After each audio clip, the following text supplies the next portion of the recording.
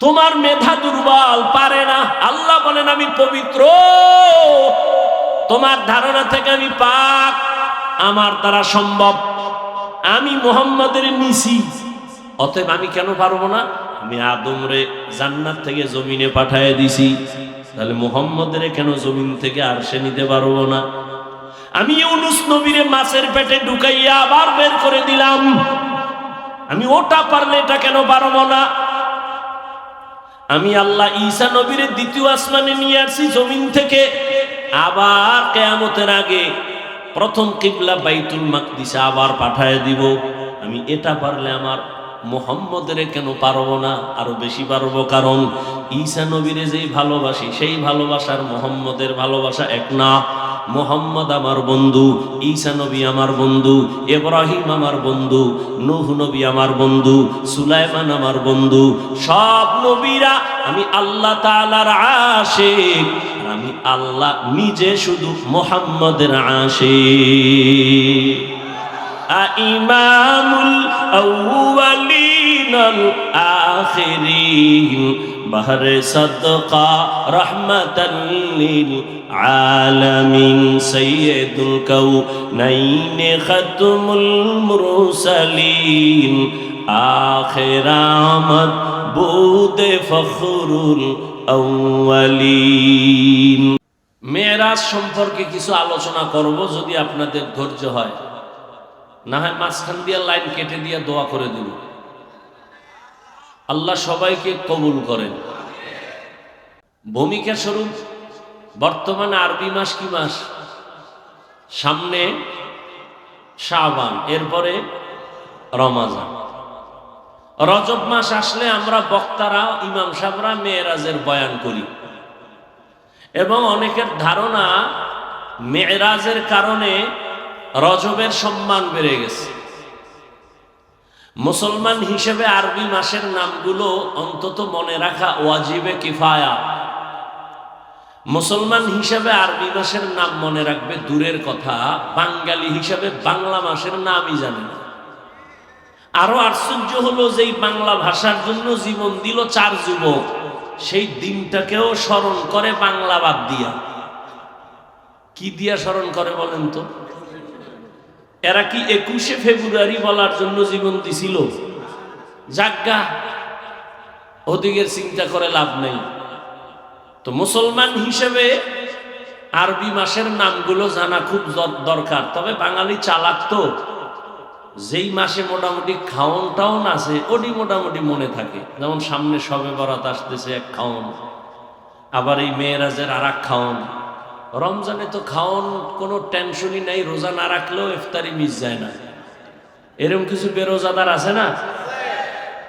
এই মাসগুলো সব মনে রাখে। তো রজব মাস মেরাজের কারণে দামি না, বরং আসমান জমিন সৃষ্টি থেকে এই রজব দামি। সূরা তাওবার মধ্যে আল্লাহ বলেন, ইন্না ইদ্দাতাশ শুহুরি ইনদাল্লাহি 12 শাহরান ফি কিতাবিল্লাহ ইয়াওমা খালাকাস সামাওয়াতি ওয়াল আরদ মিনহা আরবাআতুন হুরুম যালিকাদ দীনুল কাইয়্যিম। আল্লাহ তাআলা বলেন, গণনার আকারে বছরে মাস হবে 12টা। কয়টা? সিদ্ধান্ত কার? আল্লাহর সিদ্ধান্ত স্থায়ী। বছরে গণনার আকারে মাস হবে 12টা। কিয়ামত পর্যন্ত কোন বছর 11 মাসে হবে না, 13 মাসে হবে না। কয় মাসে হবে? দিন বা সময় কম হতে পারে, যেমন সূর্যের হিসাবে বছরে দিন বেশি, চাঁদের হিসাবে দিন কম।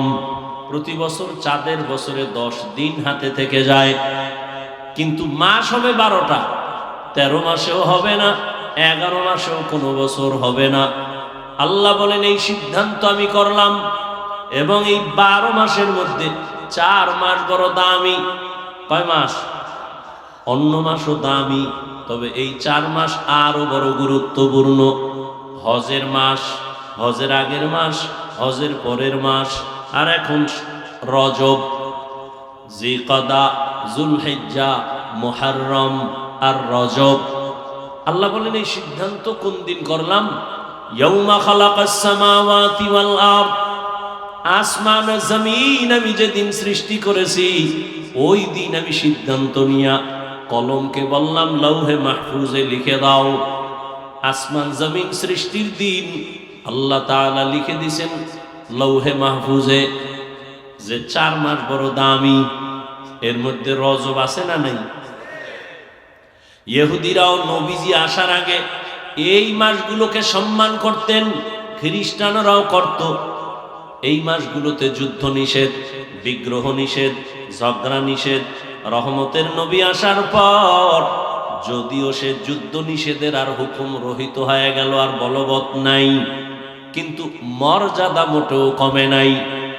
এজন্যই তো রহমতের নবী বলেন রজব চাঁদ যখন আমি পাইতাম আমি আল্লাহর কাছে বরকতের দোয়া করতাম, আল্লাহুম্মা বারিক লানা ফি রাজাবা ওয়া শাবান ওয়া বাল্লিগনা রমাজান। আয় আল্লাহ, রজব ও শাবানে আমাদের বরকত দান করেন, হায়াতটা বাড়াইয়া রমাজান পর্যন্ত পৌঁছাইয়া দেন, মরলেও যেন রমাজানেই মরি। রমাজান বড় দামি। জাহান্নামের দরজা বন্ধ, জান্নাতের দরজাগুলো আল্লাহ খুলে দেন, শয়তানের শিকল দিয়া বেঁধে রাখেন। এই জন্য নবী দোয়া করতেন। এখানে অধিকাংশরাই এই দোয়াটা পারেন না, পড়েন না তো 23 তারিখ হয়ে গেল, কেউ পড়ে না। জিগে লিখা হ্যাঁ পারি, তো ইবলিসই তো পারত, লাভ হয়েছে কি? এই পাড়ায় কোনো লাভ নাই। রহমতের নবী রজব আসলেই আমলের রাস্তা আগায় যাইতেন, আমলের জন্য কোমর বেঁধে নবীজি রেডি হয়ে যাইতেন, আমল বাড়ায় দিতেন। সামনে শাবান, প্রস্তুতি নিতেন আমার রহমতের নবী। তবে এ মাসে মেরাজ হয়েছে এরকম অনেকে বলে, তবে গ্যারান্টি দেওয়া যাবে না যে এই মাসেই হয়েছে, কারণ ঐতিহাসিকগণ লিখেছেন নবীজির মেরাজ কোন মাসে হয়েছে এ বিষয়ে 7টা মাসের নাম আছে। কয় মাস? রবিউল আউয়াল, কেউ বলেন রবিউল আখির, কেউ বলেন জিকদা মাসে, কেউ বলেন না নবীর মেরাজ হয়েছে হজের মাসে, কেউ বলেন রজবে, কেউ বলেন রমাজানে। মোটামুটি মেরাজ হয়েছে। মেরাজ অরুজ থেকে মেরাজ, উপরে উঠা, সম্মানের লাইনেও উপরে উঠা, জাহিরি ভাবেও উপরে উঠা। যেমন একজনই নিচের থেকে সিঁড়ি বেয়ে উপরে যায়, এটাও উপরে উঠা, আর মর্যাদার লাইনেও উপরে উঠা। নবীকে আল্লাহ দুটোটাই দিয়ে দিয়েছেন। মেরাজ কি? মেরাজ কেন? মেরাজ কিভাবে? গদবান্দা বয়ান না, উপদেশ নিতে হবে প্রত্যেকটা পয়েন্টে পয়েন্টে। রহমতের নবীর মেরাজ, আল্লাহ যত নবী রসুল পাঠাইছেন সবার মেরাজ হয়েছে, তবে সব নবীদের মেরাজ জমিনের মধ্যে, আর রহমতের নবীর মেরাজ আরশে আজিম পর্যন্ত। এই মেরাজ আবার 2 প্রকার, জাহিরি মেরাজ আর বাতিনি মেরাজ। জাহিরি মেরাজ হলো রহমতের নবী বোরাকে চড়িয়া বাইতুল মাকদিসে যান, ওখান থেকে উপরে আসমানে। বাতিনি মেরাজ হলো মর্যাদা উপরে, কিন্তু এটা জাহেরে দেখা যায় না। যেমন এক জায়গায় বসা একই দস্তারখানে রহমতের নবীও আবু বকর, ওমর, ওসমান, আলীও একই দস্তারখানে খাইতেছেন, কিন্তু মর্যাদা রহমতের নবীর কোনো তুলনা নাই। মেরাজ মানে সম্মান উপর দিকে ঊর্ধ্বগতিতে সম্মান বাড়ানো। রহমতের নবীকে আল্লাহ বাতিনি মেরাজ দিলেন, জাহিরিটাও দিলেন। আর অন্য নবীর মেরাজ জমিনে, রহমতের নবীর মেরাজ আসমানে আরশে আজিমে। কারণ এক নাম্বার। দ্বিতীয় কথা হলো সব নবীদের মেরাজ হলো ইমতিহান, আর আপনার আমার রহমতের নবীর মেরাজ হলো ইনআম। সব নবীদের মেরাজ পরীক্ষা, রহমতের নবীর মেরাজ হলো পুরস্কার। আদম আলাইহিস সালামের মেরাজ আরাফার ময়দানে, ইউনুস নবীর মেরাজ মাছের পেটে, জাকারিয়ার মেরাজ করাতের নিচে, ইব্রাহিম নবীর মেরাজ আগুনের ভেতরে, ইসমাইল নবীর মেরাজ ছুরির নিচে। এইভাবে আল্লাহ মেরাজ দিলেন জমিনে, নবীরটা উপরে কেন? যেই নবীর নবুয়াদের সীমানা যতটুকু, মেরাজের সীমানাও ততটুকু। মেম্বার সাহেব তার সীমানা দেওয়া আছে একটা ওয়ার্ড, সেই ওয়ার্ড খালি ঘুরে ঘুরে খবর নেয় জনগণের কি হালাত। চেয়ারম্যানের সীমানা আরো বেশি, সে পুরা ইউনিয়ন ঘুরে। মন্ত্রীর সীমানা আরো বেশি, এমপির আরো বেশি, সে পুরা দেশ ঘুরে। সরকারের সীমানা আরো বেশি, সব ঘুরে। মেম্বার ইউনিয়ন ঘুরে না, চেয়ারম্যান এমপির আসন ঘুরে না, যার যেই সীমানা ওই সীমানাই ঘুরে। মুসা নবীর নবুয়তের সীমানা যতটুকু, ওই জায়গায় নবী ঘুরেন। আর মেরাজ হচ্ছে ঈসা নবীর সীমানা যতটুকু, নবুয়তের মেরাজের সীমানাও ততটুকু।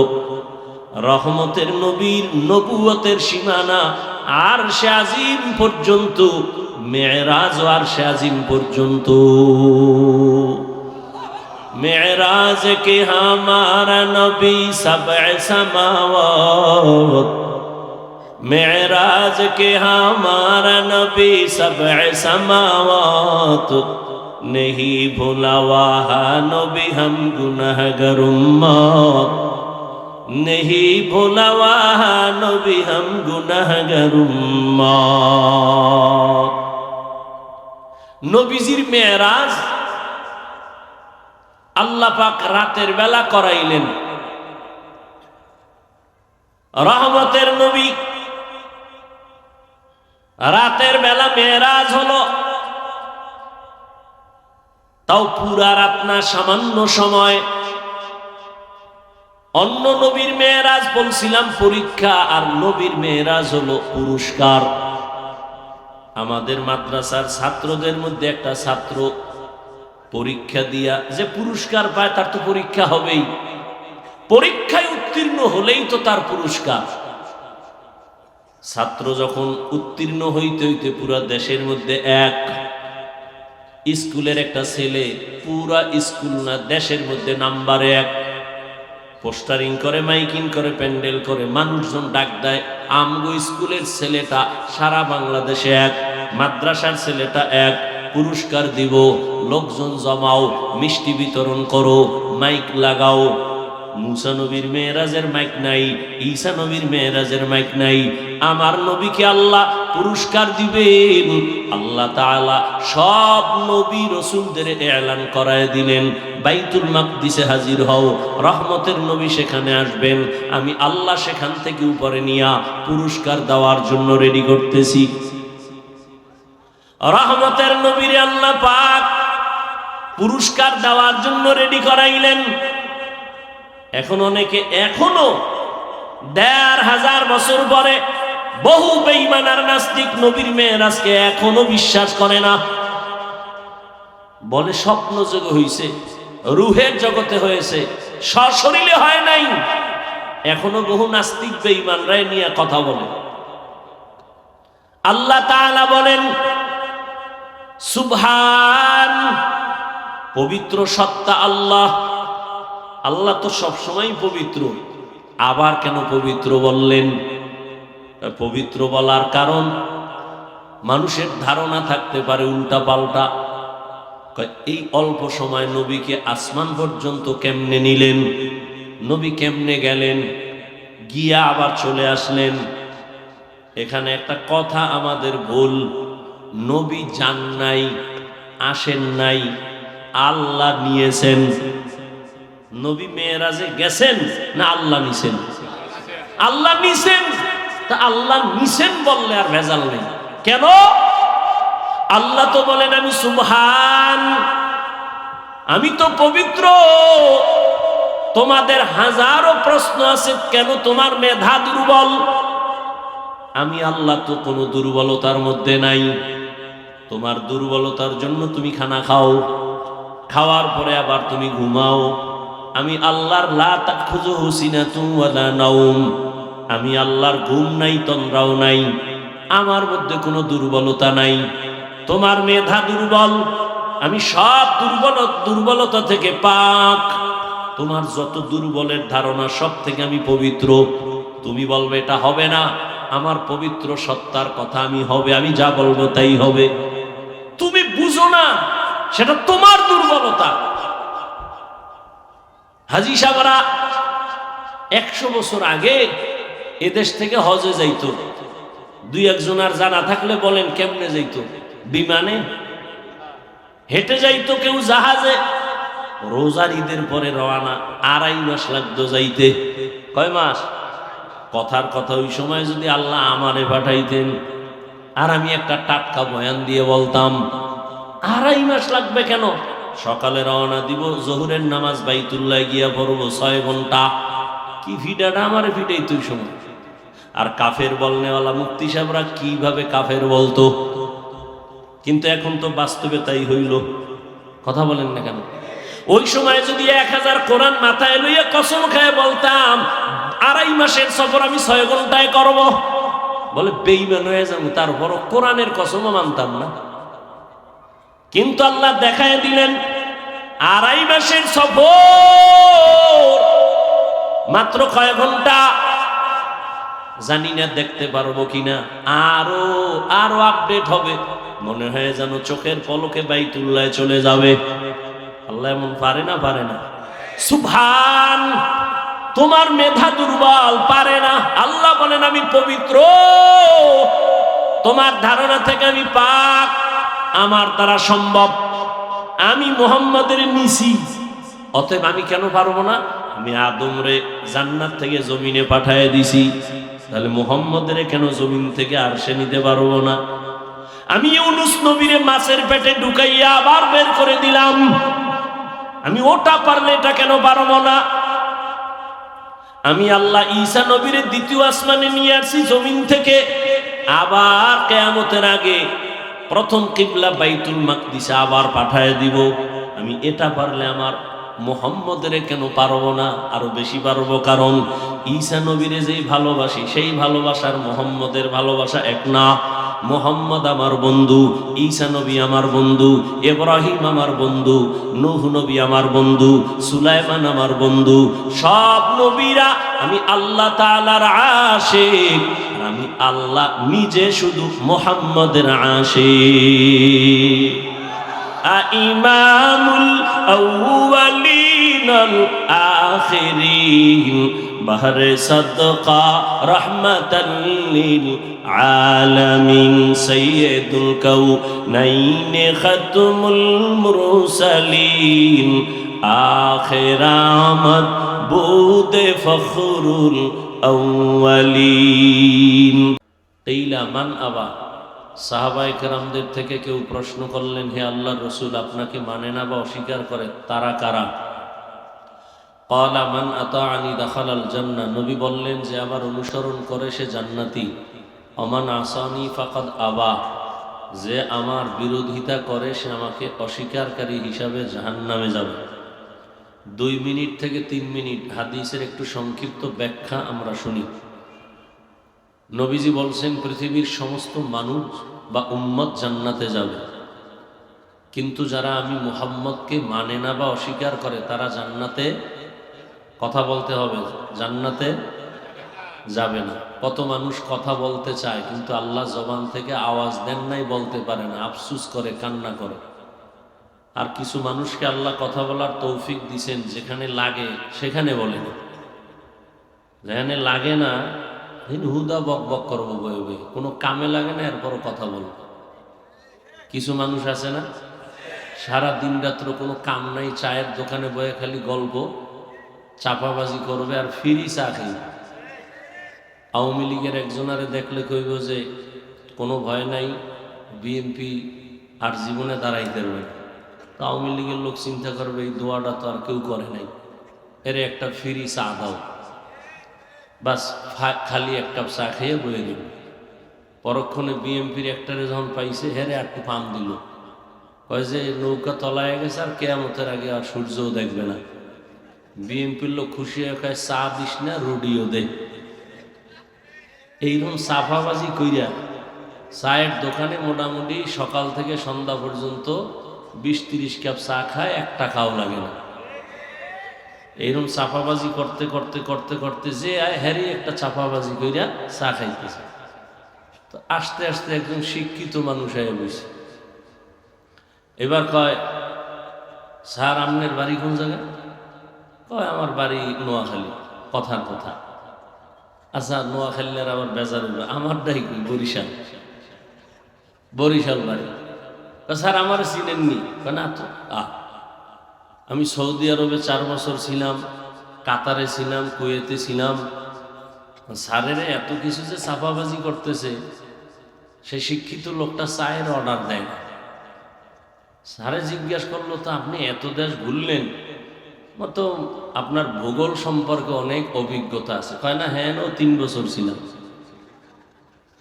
স্যার বুঝতে পারছেন যে আসলে এটা মানুষ না, এটা শুধুই চাপাবাজি করে জীবনকে বিসর্জন দিতেছে।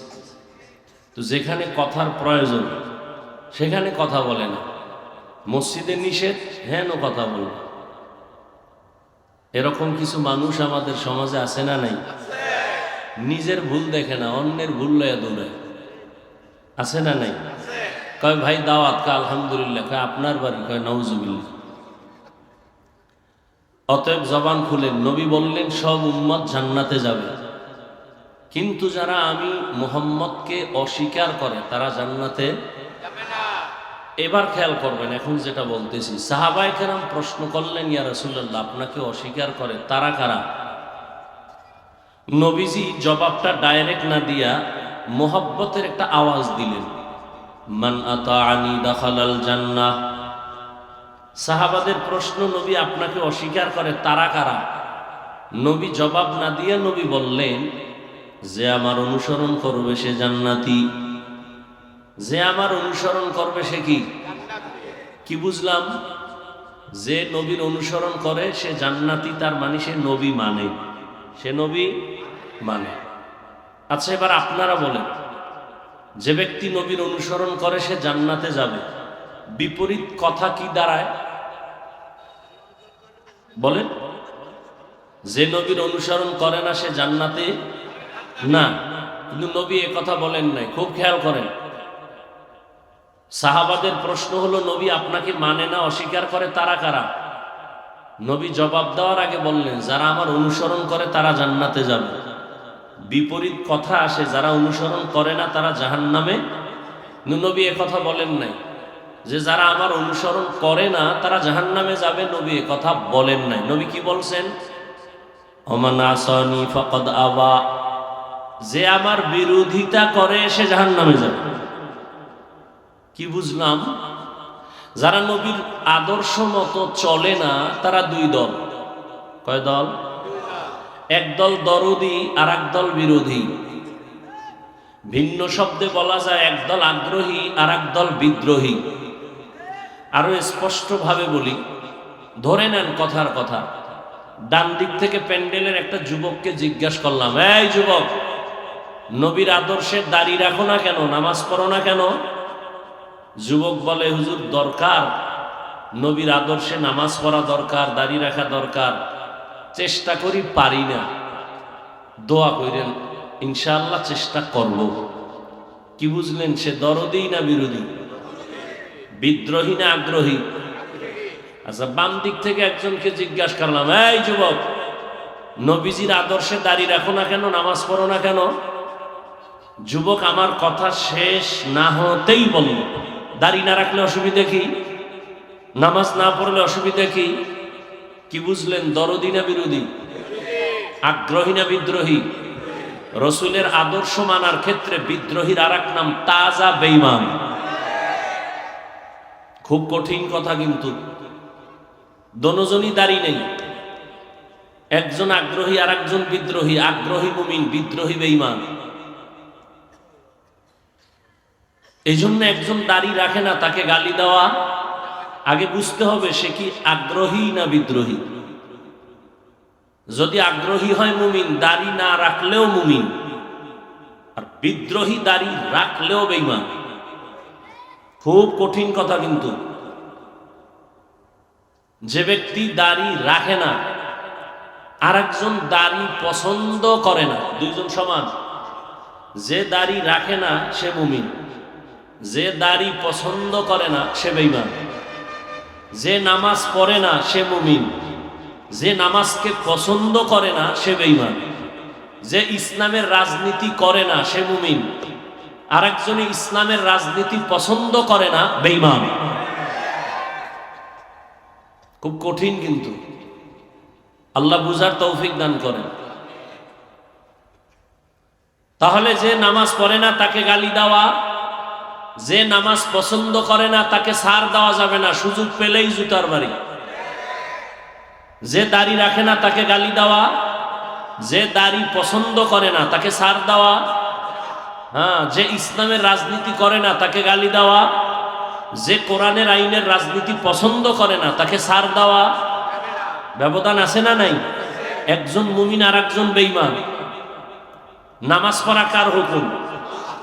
তোমারে এই বেয়াদবিমূলক, বেঈমানিমূলক, গাদ্দারিমূলক প্রশ্ন করতে কে সাহস দিল যে না পারলে অসুবিধা কি? তো মদিনায় গিয়ে নবীরে বলো, রসুল তোমার আদেশের দাড়ি না রাখলে অসুবিধা কি? রসুল যদি বলে তোর মতো বেয়াদব উম্মত আমি মুহাম্মদের না হইলে অসুবিধা কি? আল্লাহ হেদায়েত দান করুন। তাহলে হাদিসের কথায় কি বুঝলেন? যে নামাজ পড়ে না সে বেঈমান, তাকে গালি দেওয়া যাবে? আগে বুঝতে হবে সে কি দরদি না বিরোধী। যতক্ষণ বুঝবেন না ততক্ষণ গালি দেওয়া যাবে না। আল্লাহ বুঝার তৌফিক দান করে। এবার আসেন যে আয়াত পড়েছি। বর্তমান আরবি রজব মাস, 23 তারিখ চলে গেল, 24, সামনে শাবান, এরপরে রমাজান। আলোচনা বিস্তারিত করা যাবে না, সময়ের প্রয়োজন। বয়ান করা, বয়ান শোনা, বক্তার এলেম আমলের বাহাদুরিতে ওয়াজ করা যায় না, বয়ান হয় না। বয়ান হওয়ার জন্য লাগবে বাতিনিভাবে আল্লাহর রহমত, জাহিরিভাবে লাগবে শ্রোতাদের অন্তরের মোহব্বত। এই দুই জিনিস যখন পাওয়া যাবে তখন আল্লাহ বয়ান বের করে দিবেন। আল্লাহ পাকে মাহফিল কবুল করে।